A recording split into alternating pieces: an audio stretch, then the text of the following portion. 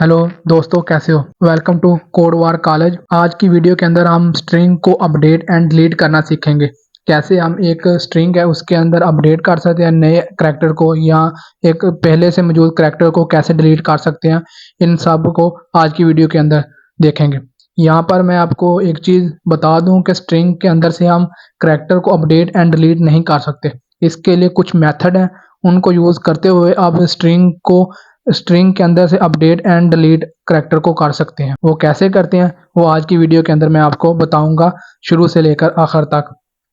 और ये बहुत अहम है। ये जब हम प्रोजेक्ट कर रहे होते हैं या इंटरव्यू दे रहे होते हैं उसके अंदर ये क्वेश्चन पूछे जाते हैं, और प्रोजेक्ट के अंदर लाजमी हमें बहुत ज़रूरत पड़ती है जब हम स्ट्रिंग टाइप का डाटा जो होता है उसके साथ डील करने के लिए। चलें स्टार्ट करते हैं। उससे पहले जिन दोस्तों ने अभी तक हमारे चैनल को सब्सक्राइब नहीं किया वो चैनल को लाजमी सब्सक्राइब कर लें, और बेल आइकन को भी लाजमी दबाना है ताकि आने वाली नई वीडियो का नोटिफिकेशन मिल सके।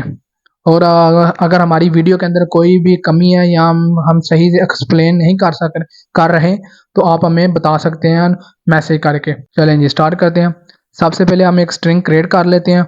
स्ट्रिंग को मैं आपको यहाँ पिछली 2-3 वीडियो के अंदर मैं स्ट्रिंग के ऊपर ही बना रहा हूँ, मैं इसलिए कि स्ट्रिंग एक बहुत अहम एक डाटा टाइप है, जो डाटा स्ट्रक्चर है जिसके अंदर हम बहुत सारा डाटा हमारा जब भी हम स्टोर करते हैं यूज़र से डाटा, तो ज़्यादातर डाटा हमारा स्ट्रिंग की फॉर्मेट में होता है। क्योंकि पाइथन के अंदर करैक्टर डाटा टाइप होती नहीं है। जो भी सिंगल करैक्टर हो या एक से ज़्यादा करैक्टर हो तो वो हम स्ट्रिंग ही डाटा टाइप यूज़ करते हैं, तो इसलिए स्ट्रिंग को सीखना बहुत ज़रूरी है। चलें जी, यहाँ पर मैं एक स्ट्रिंग क्रिएट करता हूँ, और स्ट्रिंग को मैंने बताया हुआ है पिछली वीडियो में कैसे हम क्रिएट करते हैं। और स्ट्रिंग एक इम्यूटेबल डाटा टाइप है जिसको हम एक दफ़ा क्रिएट कर लेते हैं, उसके बाद वो अपडेट एंड डिलीट नहीं कर सकते, मतलब चेंज नहीं उसमें कुछ कर सकते।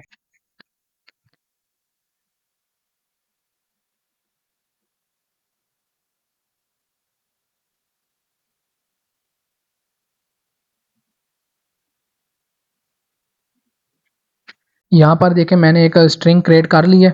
S1 मैंने ऑब्जेक्ट क्रिएट किया है, वेरिएबल क्रिएट किया, उसके अंदर मैंने welcome to Code War College की एक पूरी स्ट्रिंग को स्टोर कर लिया है। यहाँ पे मैं आपको पहले प्रिंट करके दिखाता हूँ कि अपडेट करने से पहले हमारी स्ट्रिंग क्या थी।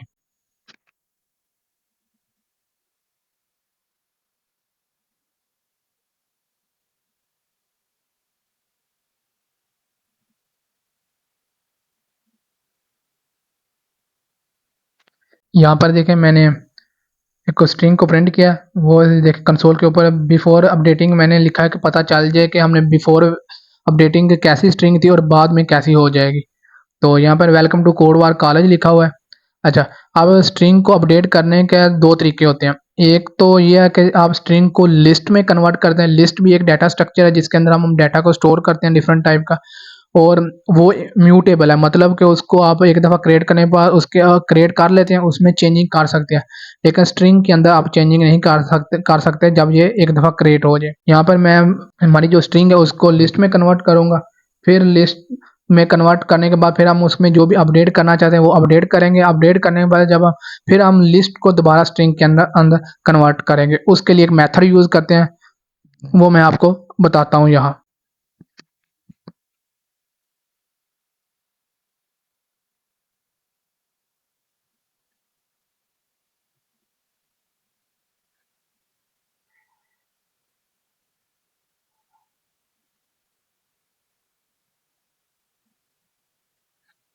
यहाँ पे मैंने ना लिस्ट को स्ट्रिंग को लिस्ट में कन्वर्ट कर लिया।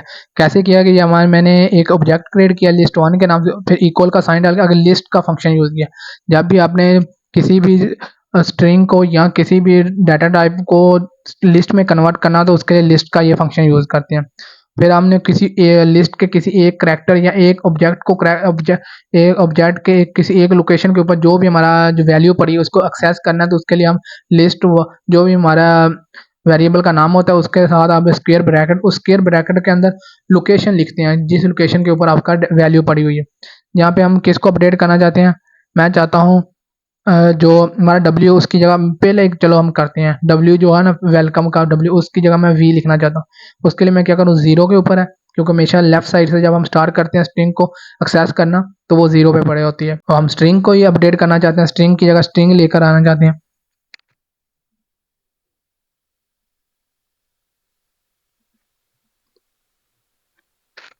यहाँ पे मैंने लिस्ट के जीरो इंडेक्स के ऊपर जो हमारी डब्ल्यू था उसकी जगह वी को स्टोर कर दी। अब हम लिस्ट को स्ट्रिंग में कन्वर्ट करेंगे। वो कैसे करते हैं, उसके लिए हम जॉइन का मेथड यूज करते हैं। यहाँ पे मैं आपको करके दिखाता हूँ। अच्छा, आप हम जो हमारी जो पहले S1 है उसके अंदर उसी वेरिएबल के दोबारा वैल्यू स्टोर करते हैं। अगर आपको वो S1 को दोबारा जरूरत पड़े, कहीं यूज करने की जरूरत है, तो आप नया वेरिएबल यूज यहाँ पे कर ले। मैं यहाँ पे S2 को लिखता हूँ, इक्वल का साइन, फिर डबल कोट, फिर डॉट। मैंने पिछली वीडियो के अंदर आपको जॉइन मेथड का यूज करके बताया कि कैसे हम यूज करते हैं और क्यों जरूरी है ये करना।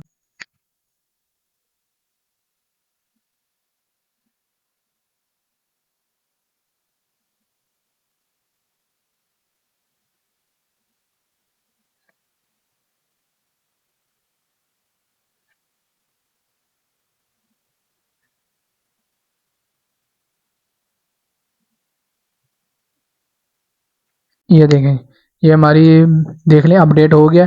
बिफोर अपडेटिंग में वेलकम टू कोडवार कॉलेज, और आफ्टर अपडेटिंग में देखें डब्ल्यू की जगह वी यहाँ पर अपडेट हो गया। इस तरह हम एक स्ट्रिंग को लिस्ट में कन्वर्ट करके अपडेट कर सकते हैं।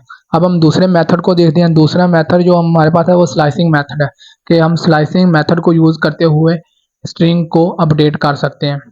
वो कैसे करते हैं वो मैं यहाँ पे आपको करके दिखाता हूँ। उसके लिए आपने क्या करना है, आपने एक वेरिएबल क्रिएट करना है। मैं यहाँ पर S2 का फिर दोबारा वेरिएबल क्रिएट करता हूँ, इक्वल का साइन लिखता हूँ।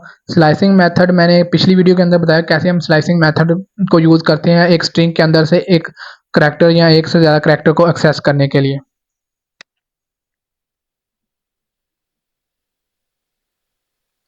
और यहाँ पे मैं किस, अब हम और करैक्टर को अपडेट करते हैं। यहाँ पे हम किस करैक्टर को अपडेट करना चाहते हैं, हम सी की जगह, वेलकम का जो सी है उसकी जगह के को अपडेट करना चाहते हैं। मैं चाहता हूँ कि सी की जगह के हो जाए, लिखा जाए। तो उसके लिए मैं क्या करूँगा, जीरो, हमारा जो स्लाइसिंग मेथड जो होता है वो डबल कोलन को कहते हैं। डबल कोलन के लेफ्ट साइड पे जो वैल्यू होती है वो इंक्लूड होती है, जो राइट साइड पे होती है वो इंक्लूड नहीं होती। इसलिए हम जीरो से स्टार्ट करेंगे और हम देखते हैं हमारा किस लोकेशन के ऊपर ये सी पड़ा हुआ है। वो 0 1 2 3 थ्री लोकेशन के ऊपर हमारा सी पड़ा हुआ है, मतलब वहां पर है इसकी वैल्यू सी, 3 इंडेक्स के ऊपर। यहाँ पे मैं 3 लिखता हूँ, फिर प्लस का साइन लिखेंगे। फिर उसके बाद आप जो भी अपना मतलब अपडेट को वैल्यू करना चाहते हैं, मैं क्या सी की जगह के लिखना चाहता हूँ, वो लिखा और फिर प्लस का साइन लिखा।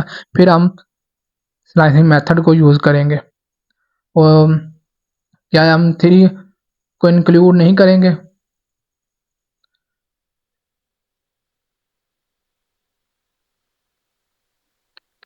आगे सो ऑन। अब मैं आपको अपडेट प्रिंट करके दिखाता हूँ कि हमारी जो स्ट्रिंग अपडेट हुई है कि नहीं।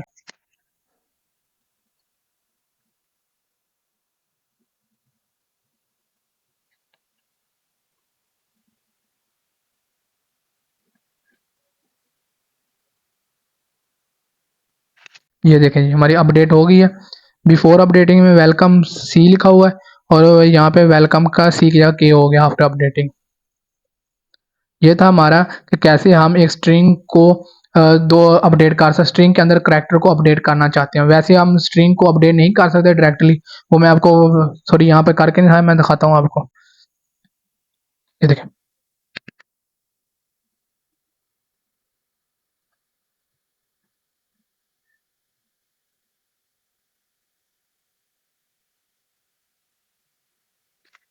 यहाँ पे देखें, ये देखें उसने एरर दे दिया जब मैंने अपडेट किया है डी को, जीरो के ऊपर डब्ल्यू के डी को अपडेट करने की कोशिश की, उसने यहाँ पे एरर दिया, टाइप एरर बताया, string object does not support item assignment. वो आइटम असाइनमेंट को सपोर्ट नहीं करता, इसलिए हम स्ट्रिंग को डायरेक्टली अपडेट नहीं कर सकते। हमको अपडेट करने के लिए यहाँ पे लिस्ट में कन्वर्ट करना पड़ता है, यहाँ स्लाइसिंग मेथड को यूज करते हम अपडेट करते हैं। अब हम स्ट्रिंग को डिलीट करना सीखते हैं कि कैसे हम स्ट्रिंग के पूरी स्ट्रिंग को या स्ट्रिंग के अंदर एक स्पेसिफिक करैक्टर को डिलीट करना चाहते हैं, कैसे करते हैं। जैसे स्ट्रिंग को हम अपडेट नहीं कर सकते, ऐसे हम स्ट्रिंग के अंदर से किसी करैक्टर को डिलीट नहीं कर सकते।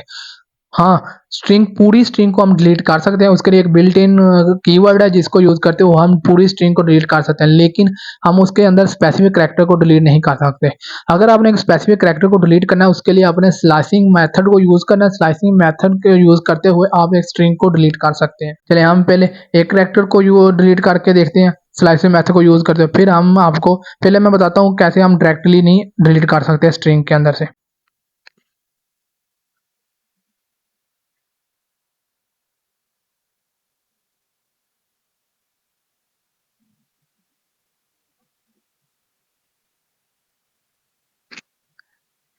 ये देखें, एरर आ गया। एरर में उसने बताया हुआ है string object does not support item deletion. देखें ना, एरर में वो बता दिया। पाइथन की यही खूबी है कि आपको टाइप एरर बताता है किस टाइप का एरर है। और अब हम इसको एक जो हमारा लीगल तरीका है जिसके थ्रू हम एक आइटम को या एक करैक्टर को डिलीट करना चाहते हैं स्ट्रिंग के अंदर, वो कैसे करते हैं वो मैं आपको अभी कर दिखाता हूँ।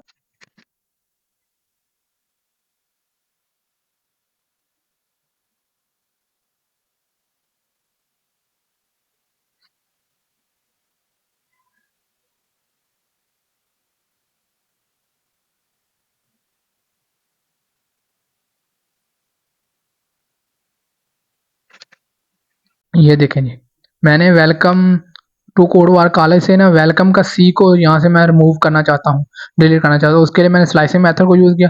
स्लाइसिंग मेथड में मैंने क्या किया हुआ है, एक वेरिएबल क्रिएट किया s2 के नाम से। फिर मैंने स्लाइसिंग मेथड में ये किया कि मैंने s1 फिर आगे मेथड को यूज़ किया 0:3। हमारा जो 3 है ये ऑब्जेक्ट इंक्लूड नहीं होगा। फिर मैंने प्लस का किया, कनकैटिनेशन कर रहा हूँ स्ट्रिंग को, मैं दो हिस्सों में डिवाइड किया हुआ। फिर 4 से स्टार्ट कर रहा हूँ मैंने, मतलब 3 के जो करैक्टर है 3 इंडेक्स के ऊपर उसको इंक्लूड ही नहीं कर रहा जब कनकैटिनेशन कर रहा हूँ स्ट्रिंग को। तो इसका मतलब जो हम कनकैटिनेशन कर रहे हैं वो 3 इंडेक्स के ऊपर जो स्ट्रिंग है करैक्टर है वो रिमूव हो गया। तो इससे वेलकम का सी यहाँ से रिमूव हो गया। ऐसे आप स्लाइसिंग मेथड को यूज़ करते हुए अपने स्ट्रिंग के अंदर से किसी करैक्टर को डिलीट करना चाहते हैं तो कर सकते हैं।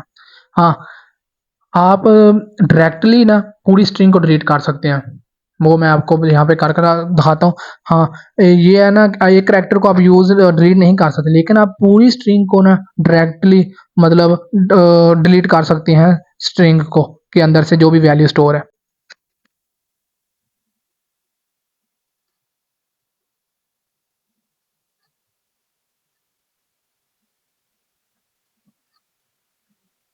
यहाँ पर देखें, मैंने ना जो स्ट्रिंग बनाई है उसको पहले प्रिंट किया, वो लिखा हुआ है welcome to Code War College में।